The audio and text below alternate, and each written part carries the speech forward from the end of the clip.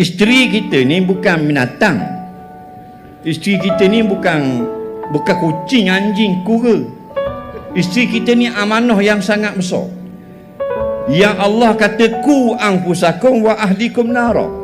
Jaga diri kamu dan anak binimu ni, termasuk isteri kita ni, biar jadi soleh dan solehah, supaya mereka tidak masuk neraka. Dan di antaranya Nabi kata kullukum ra'in wa kullu ra'in mas'ulun an ra'iyatih. Setiap suami adalah penjaga, pemimpin di rumah dia. Dia akan ditanya di padang mahsyar di akhirat nanti apa yang ada dalam rumah dia.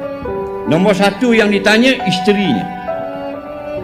Jadi adakah boleh kita isteri kita ambil video, ambil buat konten, nak buat dalam YouTube, nak bubuh dalam TikTok, kerana semata-mata nak meniru atau nak cari publicity atau nak dapatkan rating, nak dapatkan view yang tinggi, dapat bayaran sedikit daripada YouTube, kita langgar perintah Allah. Nah, sedangkan isteri kita ini ialah manusia yang paling mulia dalam kehidupan kita selepas ibu kita.